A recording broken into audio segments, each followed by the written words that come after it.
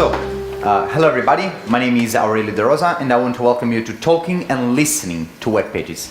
Before I start, I want to spend a very few words about me. If you have attended my previous talk, you might want to sleep for the next 1 minute pretty much. Because I'm gonna say the same thing. So I'm a web developer living and working in London for a company called Digital Detox.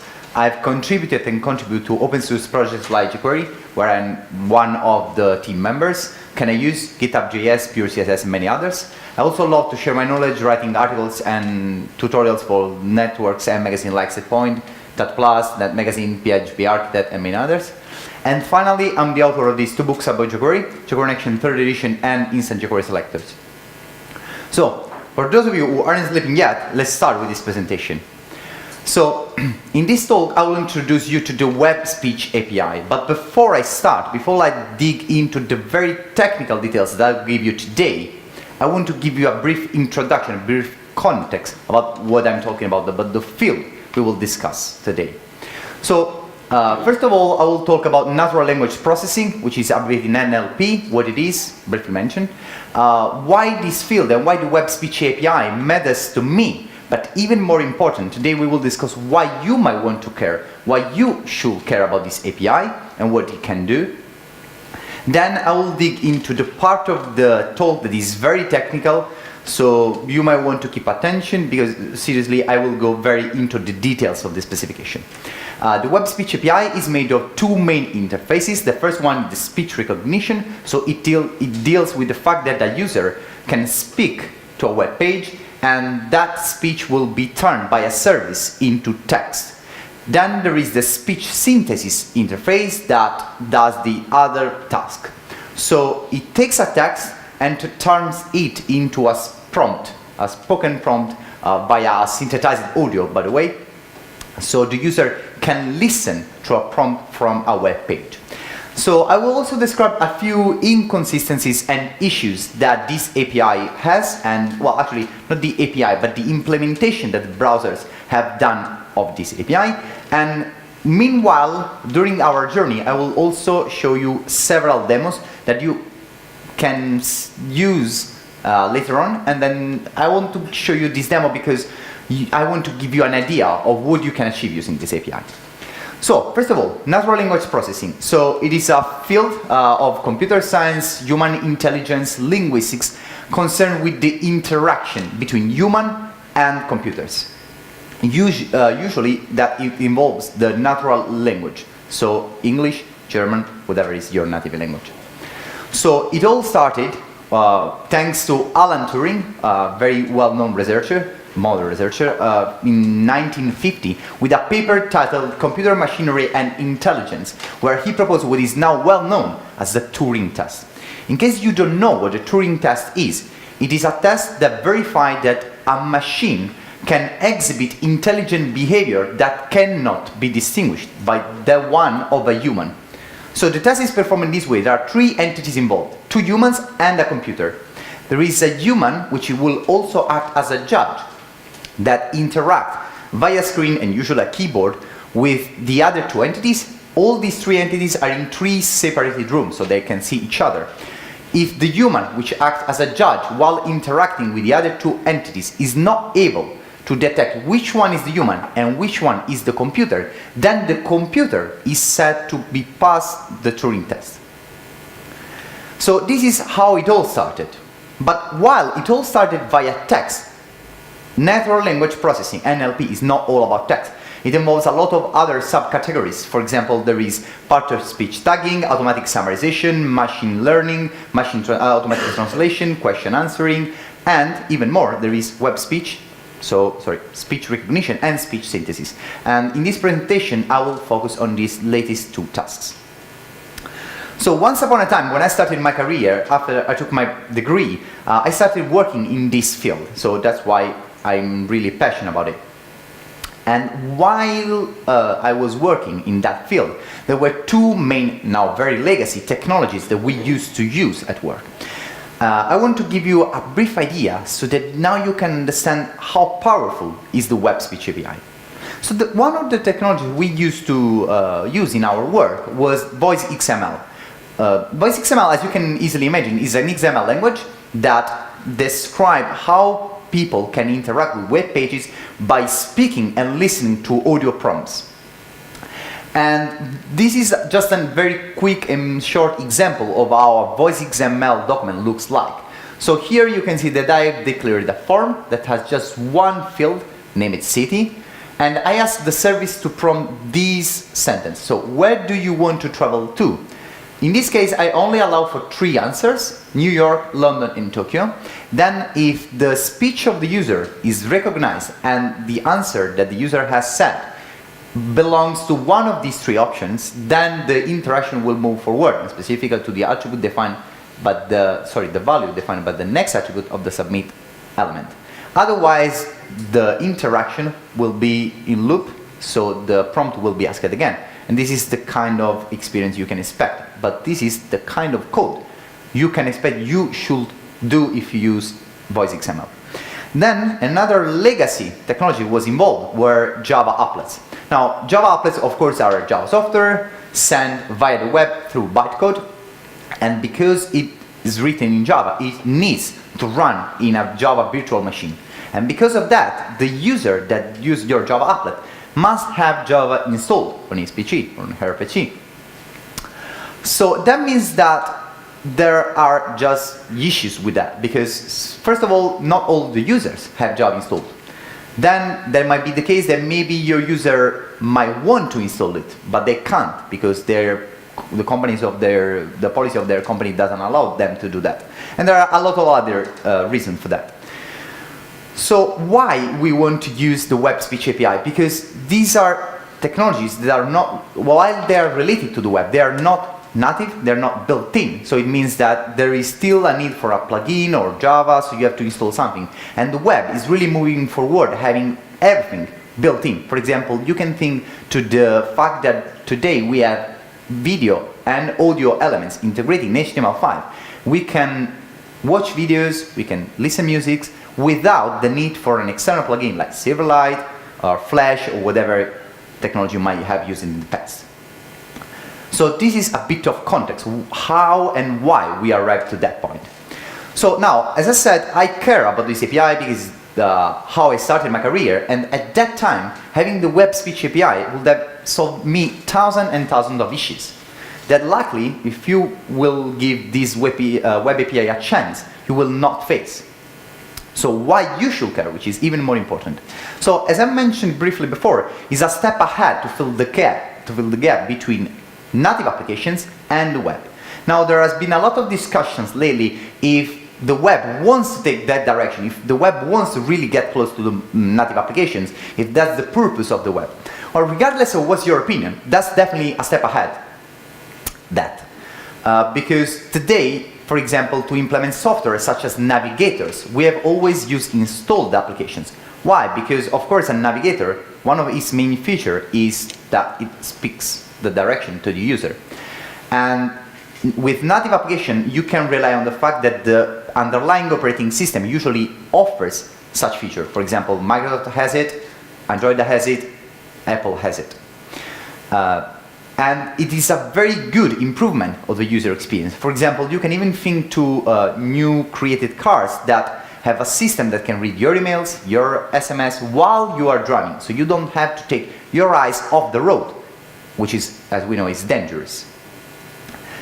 So now the cool thing is that you don't need to be a Java developer or an Object-C or a Swift developer. You can do it in JavaScript, you can do it on the web, because now there is this native web speech API. And also, since I'm mentioning user experience and use cases, I want to mention the fact that thanks to this API, as I will try to demonstrate today, you can really improve the experience of your users, especially those with disabilities, because you can help them achieving tasks that are, of course, achievable anyway without this API. We have done so far without this API, but are easier to do. So, enough talk for now. I want to show you how you can use this API. So today I'm not quite relying on the connections. I will show a video, which is the same, but is safe. What's your name? Aurelio. What's your surname? De Rosa. Oh, What's your nationality? Italian. oh wait. Seems to be... Aurelio. Oh, wait a sec. Sorry. Here we go, sorry. What's your name? Aurelio. What's your surname? De Rosa. What's your nationality? Italian.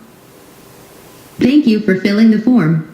So we can have even a very polite form. So this is the kind of demo or kind of web pages that you can think to build today. So of course filling a form is something that users have done so far without any issue with keyboard, mouse, whatever. But what about blind users? Of course they are very good at using the keyboard, but via using a speech system you can really improve their experience. So that's one of the use cases that I will show you today. So, well, I was pretty amazed, if I can remove the full screen here, okay. So I was pretty amazed when I discovered what kind of use cases this API allows me to deal with, and how easy, to be honest, it was to write that code. To be honest, that code is probably 50, 60 lines of code, which is something that even a non-very experienced developer can write quite easily. So, let's delve now into the very technical part. So probably the part that is most boring because I will go into the details. So the web speech API, as I said, has two interfaces, recognition and speech synthesis. And it was born at the end of 2012. So while we are 3 years later, this API is just not even a working draft. I'm not sure how aware you are of the process from a proposal to become a W3C specification, like HTML5, CSS, and other specifications. But it's quite long, it involves a lot of processes, and this API is not even at the first step of this process, even if it's 3 years later. So that means that the specifications can be ideally rewritten from scratch. They could ideally delete everything they've done so far. But, to be honest, that's unlikely to happen, because this API has been implemented by Chrome, by Opera to a certain degree, and to Firefox under a flag. Not just yet from Microsoft, and there is a part of the API that is even implemented by Safari. So this API, as I said, defines two interfaces. The nice thing is that before you can prompt an audio to your users, or even more importantly, you can acquire the audio from your users, which of course has a lot of weird use cases in regard of privacy, because ideally you could even start acquiring audio and listening for everything and recording, which can be dangerous. So before doing that, the web page will ask you for permission to acquire or prompting you audio.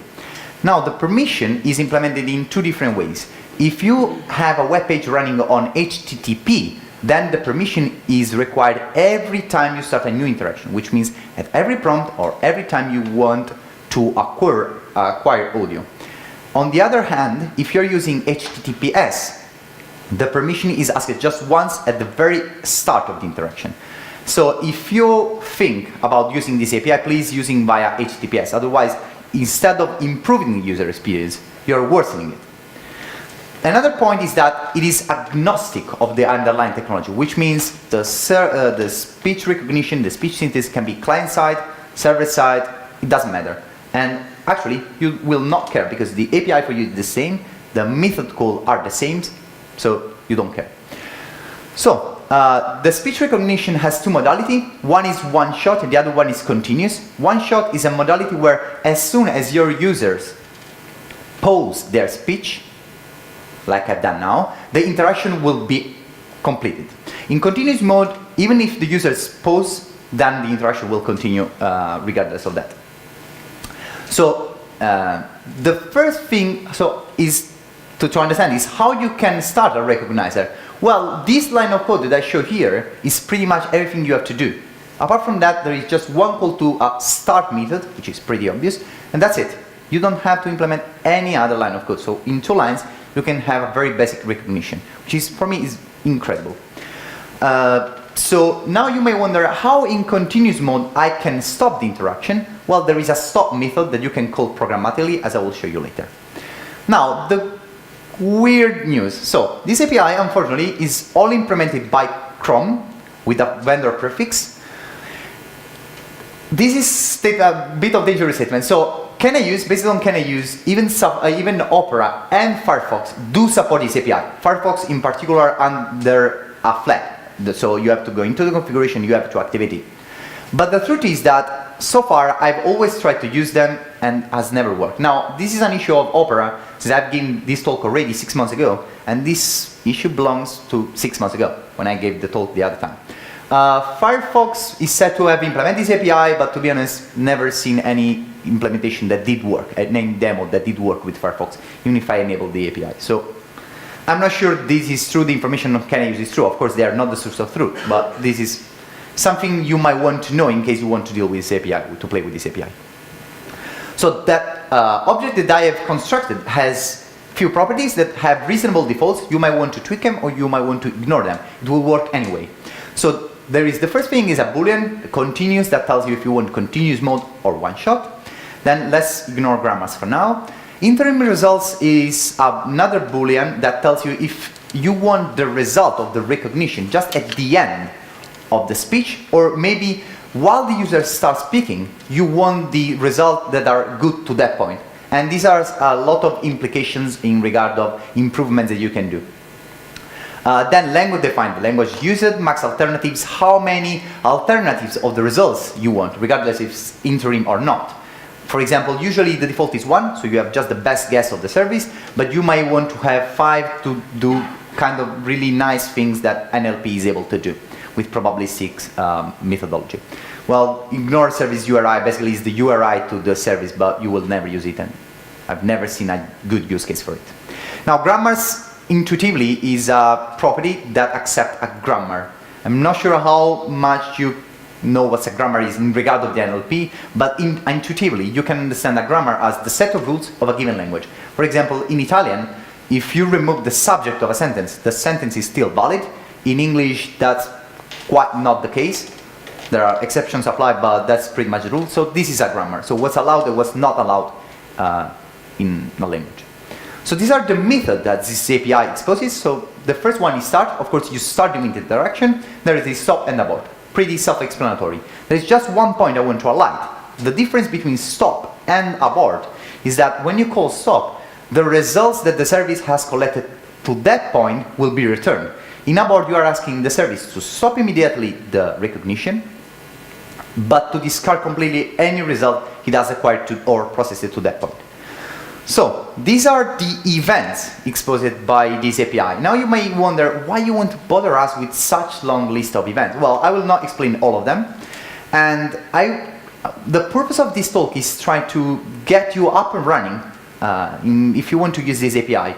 And while these events might seem very similar, they're also very different. For example, I'm not sure, at first glance, I would say that start, audio start, sound start, and speech start sounds quite similar to them. So I will not be able, at first glance, to understand what's the difference between them. So I've spent a good amount of time reading the specification, trying them, so that's the purpose of what I'm doing today. So start is an event that's at the very beginning of the processing of the, let's say, of the interaction between the user and the computer. Now, the difference between audio start, sound start, and speech start is very, very small. So audio start is an event that is fired as soon as the service has started to say, okay guys, I'm starting to listen to what you're using, I'm ready, let's do it. Then sound starts to say, hey girls, now I'm listening to you, you are saying something, I'm not sure that what you are saying is actually a human voice, is a noise, is a clap of your hands, is a car passing, whatever, might be anything. And finally, speech start is when I'm started to acquire, I'm listening, and now I'm definitely sure that what I'm listening as a service is a human speaking. So this is the difference.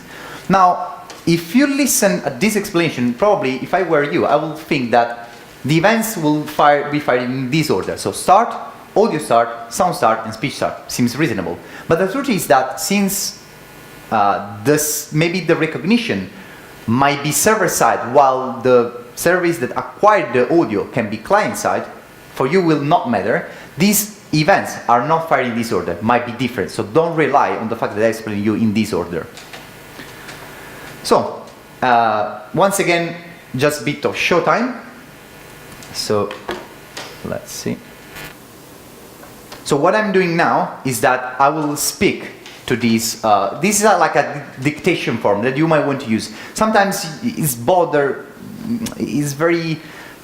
slow to write your thoughts. Sometimes you want just something that will like read your mind and have something, a text. So what you can do is to speak to this container and he will report whatever you said. It's very convenient. You can then just copy and paste, change a few words and you are done. So in this context, and this will help me in the remainder of this presentation, I will ask for the interim results. So you will see that the results here will change a lot. And in particular, you will see two main colors, gray and black. Please try to focus on this gray and black because they will help you later. You can think the text will be in black when it's stabilized, it will never change again. In gray, when the service is still processing that chunk of text, and in particular the last part, very last part of the gray text will continuously change because it's really what the service is completely unsure what you are saying.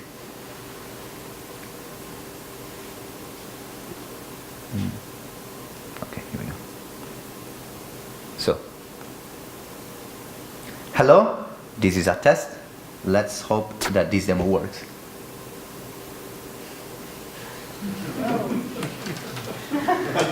And now, this is another text. Wow. Last time it was not that good. Oh, cool.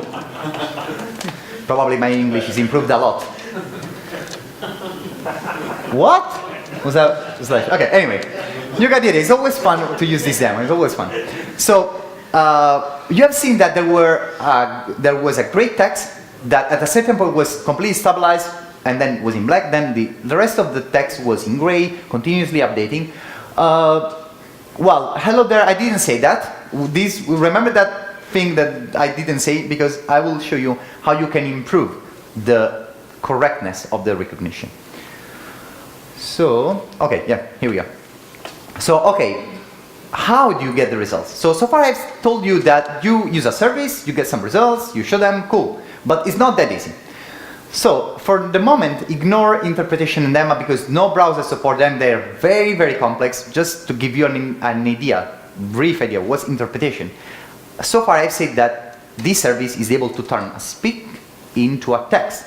But it doesn't give you if you said the good sentiment, bad sentiment, this thing is good, this thing is tasty, this thing is really rubbish. Interpretation will give you the semantic meaning. So the semantic meaning of what your user said, which will be very useful in the future, but for now it's just an idea.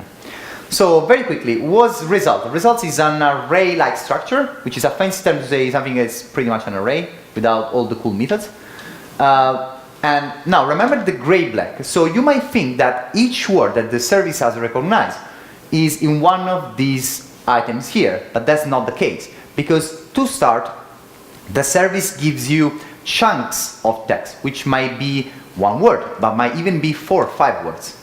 And usually, you will have maybe, let's say, the first gray text was split in part 0 and 1, and then the gray text was split in item 2.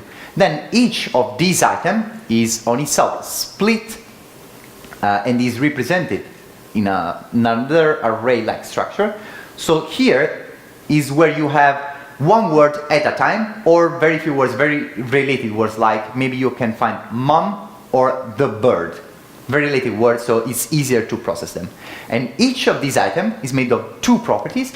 One is transcript, which is of course the text that the service has recognized, and then there is coincidence, which is very useful. It's a matrix ranging from 0 to 1, floating number, that tells you how sure the service is about what it has recognized. Probably with hello there, when I say hello everybody, probably, the confidence was 0.6, 0.7, but then maybe for the remainder of the sentence was 0.95, because the server was pretty sure that what it gives me as a result was exactly what I said.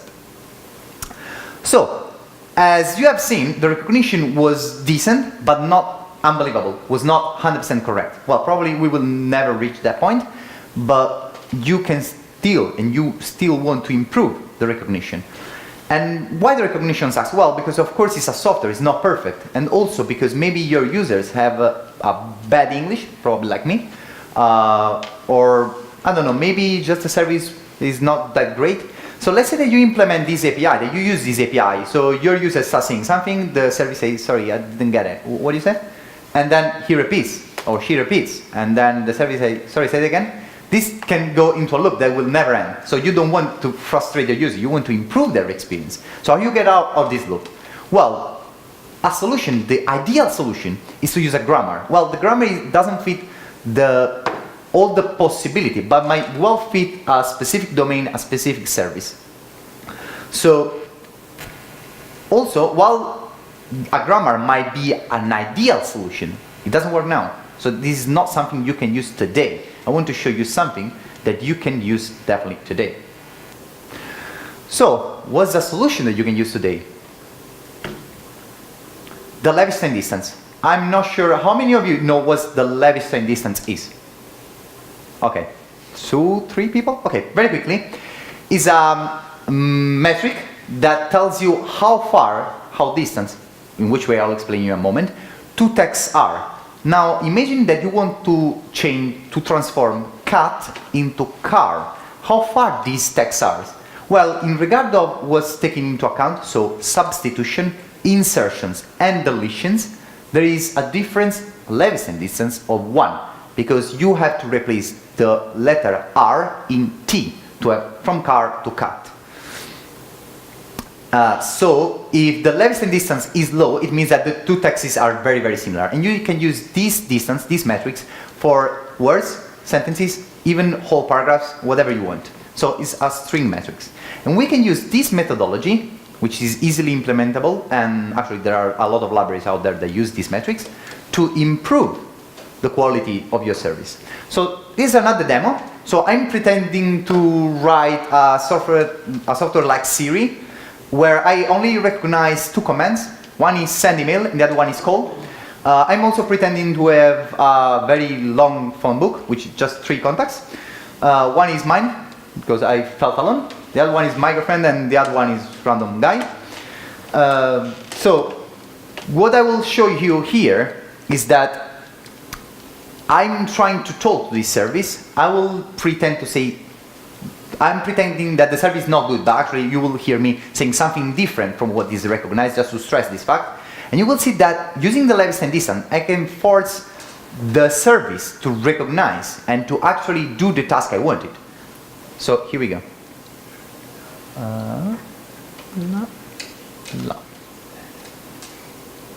No, of course that's fake. Yeah. How can I help? Sabbia email. I have to send email to. Aurelio De Laurentiis. Send email Aurelio De Rosa. So, as you can see, I said something completely different. Well, actually similar, but you get the idea that I have improved the recognition using the Levenshtein distance. And this is something you can implement today.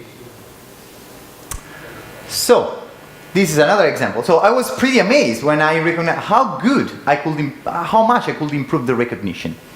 So enough word for the speech recognition. Now it's time for the speech synthesis. This is a shorter part, but still very technical. So as I said so far, it provides text-to-speech functionality in the browser. So it allows you to give your users some prompt. Now the features are expressed by an object, it's called speech synthesis, that possesses a lot of static methods. And this is really what you might want to use in case you want to implement a system like in a car where you want to read the emails, the SMS to your users, or maybe if you're implementing something like a navigators to give directions to the users. And this is really nice to improve the experience of your users, especially those with disabilities. And yeah, well, I mean, this is something that you can do today with not a lot of lines of code. And while it will never replace software like JAWS or VoiceOver, that, first of all, well, JAWS cost like more than £1,000, so like pretty much 1,400 euros. And while this system will never replace JAWS, maybe on the web, we can make the web a bit better place. Almost for free, it costs like probably an hour of your work, but for free for your users. I think these are not trivial use cases, not trivial improvement. So good news is that almost everyone supports it. I think Edge is under consideration, so it means that probably in the next month you will see this API implemented. In Firefox it's implemented, but it's again behind a flag. You can expect it to be the default to be activated very soon. Now I want to speak about the properties because they are a bit problematic. For example, these objects that I mentioned to you expose 3 properties. Pending, all of them are booleans. Pending means in addition to the sentence that maybe the service is prompting, there is another sentence in the queue. Speaking is a boolean that tells you if the service is giving you an audio or not, and pause tells, of course, if the audio is paused or not, because you can pause and resume the interaction with your user in regard to the speech synthesis. Unfortunately, pause is a property that is completely bugged in the implementations. For example, even if you pause the interaction, the pause doesn't reflect, so the state doesn't reflect in the pause property. Then there is another issue with Opera. Anyway, don't worry, you can read the slide, but the point is buggy. So pay attention to it. Don't get frustrated if it doesn't work straight away, because maybe it's not your fault, it's browser's fault. So these are the methods, very self-explanatory: speak, cancel, pause, resume, and get voices. So speak is a method that accepts basically the text you want to speak. The text can be written just in raw text, like this is a sentence, ready in a string, or in another format called SSML that is not supported anyway by any browser, so you can even ignore it. Basically, get voices is quite interesting because, as I said at the beginning of this presentation, every operating system supports at least one native voice. So while you want to retrieve all the voices available, you might have to deal with 2 different codes. One that is synchronous because it's local, one that is asynchronous because it's on the server. For example, if you're using Chrome, Chrome provides something like 15, 18 different voices, but they are server-side, so it takes time to go to the server, retrieve all the voices available, and then come back to you. While it's instantaneous for native voices. So you might want to use get voices in conjunction with the event that I will explain you after this slide, which is like just one event exposed by this interface. So when you retrieve a voice, you get an array of voices. It's made of these 5 properties. Name, well, you can have like English, Italian, or maybe Google US female English voice, that kind of stuff. Length tells you if this is the usual abbreviation, for example, IT-IT for Italian, EN-EN for English, and so on. Local service is a boolean that tells you if that voice that you are retrieving, that you are using, is local, so is of the operating system or not, and default tells you if the default voice or not. Okay, so the event related to get voice is voices changed, which is the event you might want to listen if you want to update the list of voices available once the service has retrieved from the internet all those voices available. So to use the API, the speech synthesis API, you have to use the last object that I will cover today, which is the utterance object. So you might have thought that the speech synthesis will just accept a string and spoken them, but that's not quite the case because you have to pass through this interface. So this interface exposes these properties: length, that is of course the language you want to use. Then there are pitch, rate. Well, rate is quite intuitive. What is, for example, now I'm speaking very fast. Now I'm speaking very slow. That's the difference in rate. Then the text you want to prompt. Voice is the voice you want to use, and volume, of course, you can tune the volume of the voice as well. So I think that pitch is quite interesting because it's always hard to explain what pitch is, because in NLP it has something to do with the perception of the voice. So usually perception doesn't mean anything to people. So I thought to show you a quick demo. So this is a normal pitch. Thank you for attending my talk. Please rate it afterwards. Okay, now I'm increasing the pitch. Thank you for attending my talk. Please rate it afterwards. Okay, now probably you start understanding what pitch is. Before maybe it was a bit... Thank you for attending my talk. Please rate it afterwards. So, this is what the pitch is.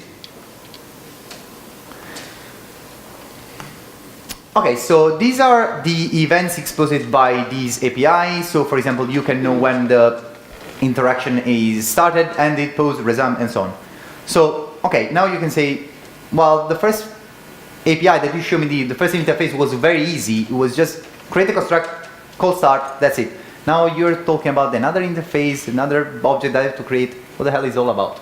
So this is how you can use this API. So is anyway probably 4 lines of code, and just because here I wanted to just add a bit of taste of other things. For example, here I'm listening for an event, because maybe I want to log on the console when the speech has been completed. I want to define a different rate, and I want to be sure that the language is English, the English language is used, sorry. So here you can specify the text that you want to prompt, but as you can see, you have to pass through this object, this constructor. And this is another way you can use it. So you can provide an empty string and then define it using the text property, which is one of the properties supposed.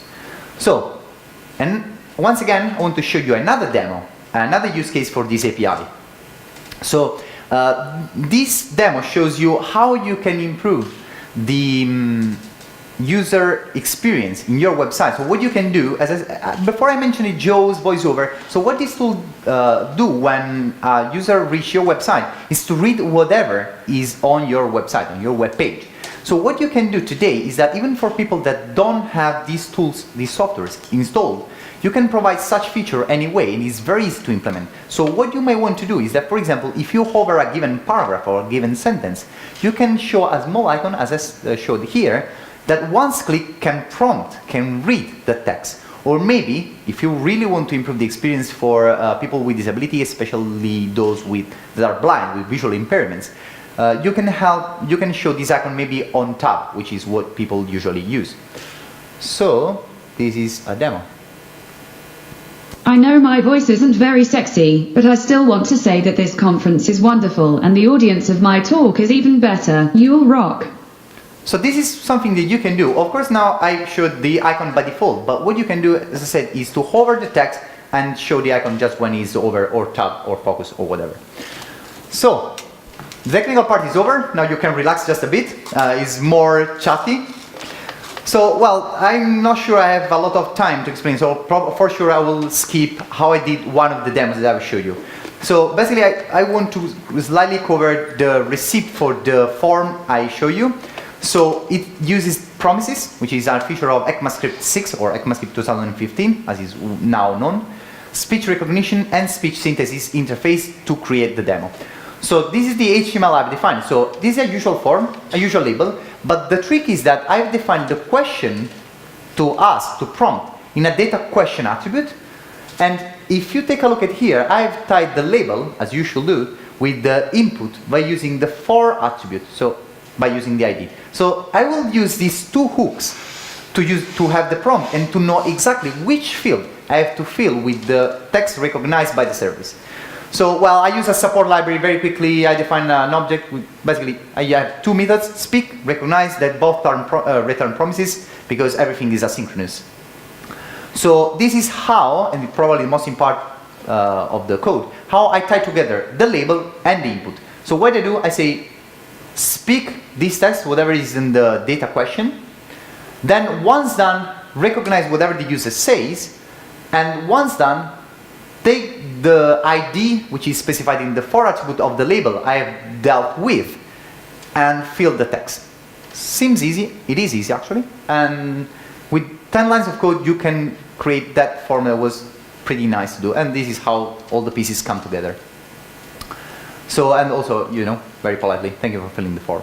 So, I have no time for the recipe, so I will skip that. This is how I implemented the dictation demo that I've showed you before. There is just one last thing that I want to show you. I think this demo is completely unbelievable. It's mind-blowing.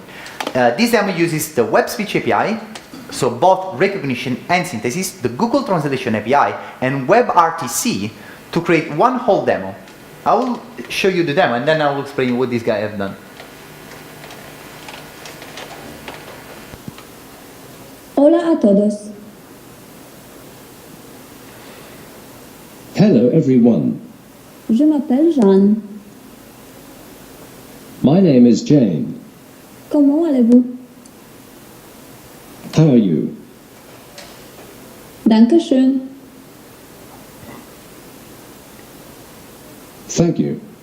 Auf Wiedersehen. Goodbye. So, well, I'm not sure about what are your feelings about this demo, but I was really, I didn't believe that. So, what's the use case for such demo? Now you can implement a service that acquires my audio. Let's say I don't speak English and I want to talk with a person that just speaks Japanese. I can speak in Italian. This service can acquire my voice using the recognition, turn into a text, send to Google translate into Japanese, and then use the speech synthesis to prompt the audio to the Japanese person. Maybe now you use a synthesized voice, but in the future there might be a service that will create the prompt using your own voice. So it will seem that like you are actually speaking in Japanese. And all of that while you see each other. So that for me is totally unbelievable. And yeah, so thank you everyone for attending my talk. I hope that you enjoyed it. If you have any questions, please fill the question now or by Twitter or by email. I'm really happy if you have. And these are my contacts if you want to get in touch with me. Thank you very much.